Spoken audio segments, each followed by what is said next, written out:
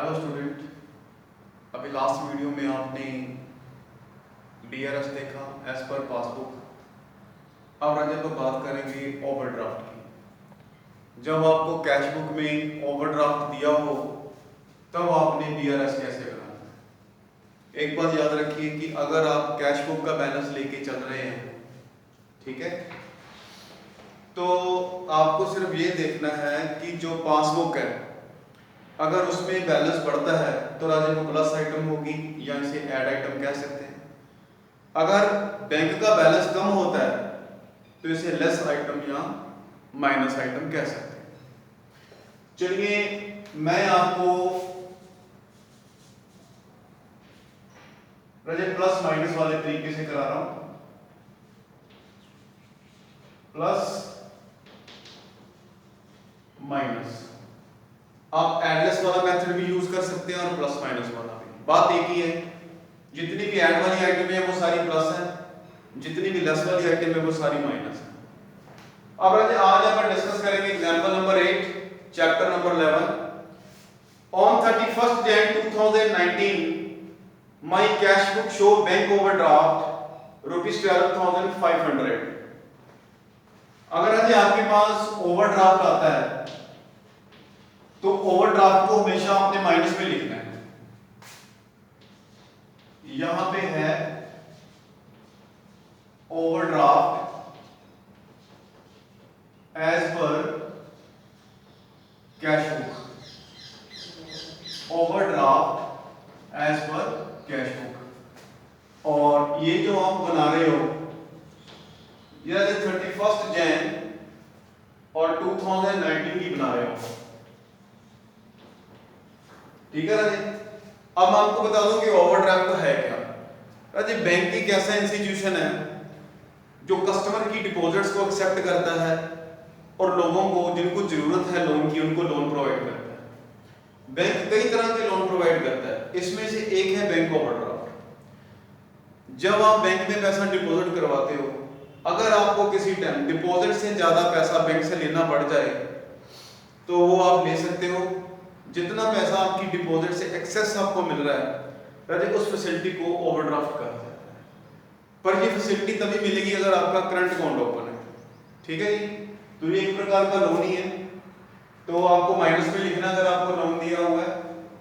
अब राजे मेरे पास लिखा है कि cash and cheques amounting to ₹1,340 were sent to the bank on 27 January, but check ₹230 were credited on the 2nd February and one check 45 was returned them as dishonor on the 4th February। तो राजे आपने cheque bank में deposit करवाए, ठीक है, पर कुछ check जो है वो बैंक में डिपॉजिट नहीं हुए, यानी कि बैंक में पैसा नहीं आया। अगर बैंक में पैसा नहीं आया पर आपने कैश बुक में तो नोट कर लिया कि पैसे बैंक है, चेक बैंक में चले गए हैं, आपके पास चेक आए, आपने कैश बुक में एंट्री की कि पैसा बैंक में आ गया और वो चेक किधर दे आया बैंक वालों को, पर बैंक में वो चेक के पैसे बैंक वालों को रिसीव नहीं हुए। इसका मतलब बैंक में पैसा नहीं आया। बैंक का बैलेंस कम है, आपकी कैश बुक का ज्यादा है, तो नेचुरली वो माइनस आइटम बनेगी। तो आप क्या लिखोगे, यहां पे वर्डिंग लिखोगे checks sent to bank, check sent to bank but not credited, but not credited and one check become dishonor।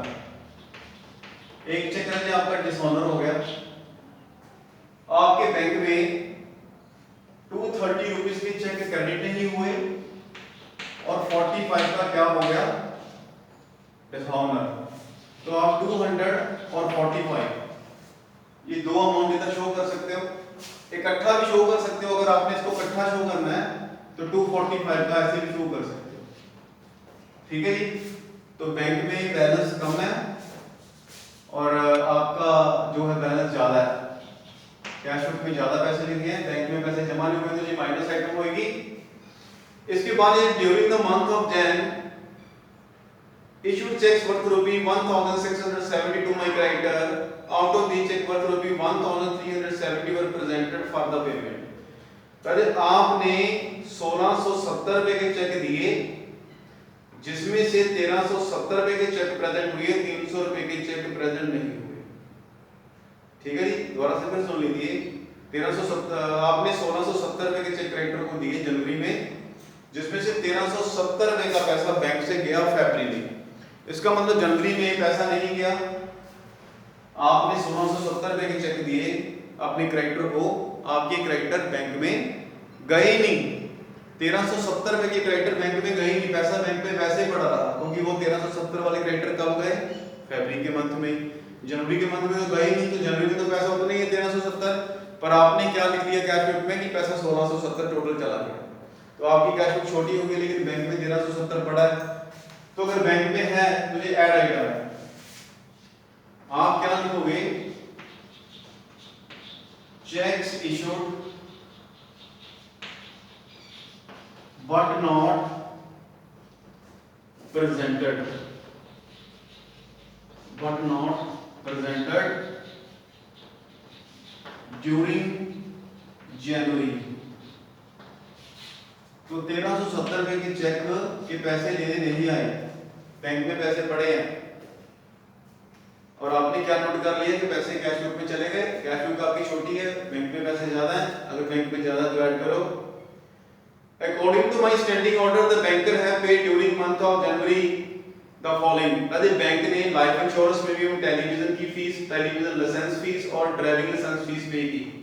तो जितने भी ये खर्चे बैंक ने पे किए, तो पैसा बैंक से चला गया, बैंक में पैसा कम हो गया। अगर बैंक में पैसा कम हो गया तो आप भी अपनी कैश बुक को कम कर दीजिए। तो यहां पे आप लिखोगे पेमेंट्स मेड बाय बैंक। यहां पे बैंक ने इंश्योरेंस का पैसा पे किया, टेलीविजन लाइसेंस की फीस पे की, और ड्राइविंग लाइसेंस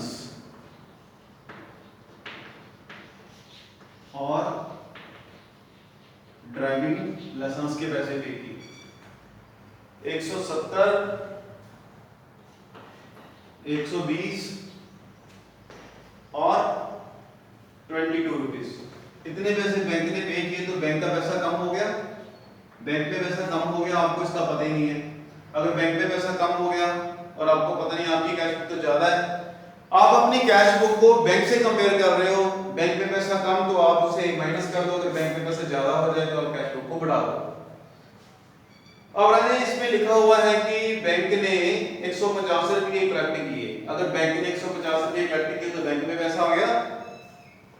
तो बैंक ने क्या है, आपने लिखना है डिविडेंड कलेक्टेड बाय बैंक। अगर बैंक ने डिविडेंड कलेक्ट किया तो आप लिखो कि dividend collected by bank. Bank में पैसा ज्यादा होगा तो आपको भी क्या करना पड़ेगा, ज्यादा करना पड़ेगा। My banker have given me wrong credit 1500। Bank ने 1500 रुपए आपके बैंक में डाल दिए, गलती से आपके अकाउंट में 1500 रुपए आ गया, वो भी प्लस होएगा क्योंकि बैंक में पैसा ज्यादा आ गया। Wrong credit given by bank. अगर आज बैंक ने आपको गलती से पैसे आपके अकाउंट में डाल दिए 1500, तो बैंक में पैसा ज्यादा हो गया, आपकी कैश बुक कम है, आप कैश बुक को बैंक पासबुक के बराबर करोगे तो आपको ऐड ही करने पड़ेंगे। Interest charge by bank, bank ने इंटरेस्ट चार्ज किया, bank interest charged by bank. Bank ने इंटरेस्ट चार्ज किया तो बैंक में पैसे कम हो गए, तो राजन आप भी क्या करोगे, पैसे कम कर दोगे, माइनस आइटम करोगे 125। अब राजे क्या है कि जो लोन है आपका, अगर इसको ऐड करें 12,500, 245, 170, 120, 22 और 125, तो 13,212 इतने का राजा आपका लोन बनता है। आपने बैंक में कितने पैसे जमा कराए 3020। अगर आप पॉजिटिव वाले कॉलम का टोटल लगाएं 1370 150 और 1500 तो 3020 बनता है। तो 3020 इतने पैसे आपने डिपॉजिट कराए और आपका लोन है अभी 13,212 का। इतने का लोन है, इतने पैसे आपने दे दिए। 13,212 में से 3020 माइनस कर दीजिए, आपका अभी भी लोन 10192 का स्टैंड करता है। 10192 का स्टैंड करता है। तो इसको आप क्या लिखोगे यहां पे, ओवरड्राफ्ट एज पर पासबुक। ऊपर क्योंकि बैलेंस आपकी कैश बुक का है तो नीचे बैलेंस किसका निकलेगा, पासबुक का। तो इस तरीके से स्टूडेंट आपने ये समझना है कि अगर बैंक में पैसे ज्यादा हो जाएं तो वो आपने प्लस करना है यहाँ पे, अगर बैंक में पैसे कम हो जाएं तो आपने वो माइनस करना है। ठीक है जी।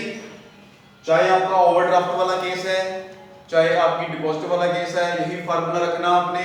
अगर आपको बैलेंस कैश बुक का दिया है तो कैश बुक आप ठीक कर रहे हो, बैंक में पैसे बढ़ जाए तो ऐड कर दीजिए, बैंक में पैसे कम हो जाए तो लेस कर दीजिए। और अगर आप पासबुक का केस कर रहे हैं, आपको पासबुक का बैलेंस दिया है तो राजे आपने कैश बुक को कंपेयर करना है। किसको कंपेयर करना है, कैश बुक को। अगर आपको पासबुक का बैलेंस दिया है तो आपको क्या करना है, अगर कैश बुक बढ़ती है तो ऐड कर दीजिए, अगर कैश बुक में बैंक कॉलम जो है वो रिड्यूस होता है तो आप भी लेस कर दीजिए। अभी अपने पास कौन सा है, कैश बुक वाला, तो आप किसको देख रहे हैं, पासबुक को। पासबुक बढ़ रही है, उसमें पैसा बढ़ रहा है तो आप ऐड कर रहे हैं, पासबुक में पैसा कम हो रहा है तो आप अभी क्या कर रहे हैं, लेस।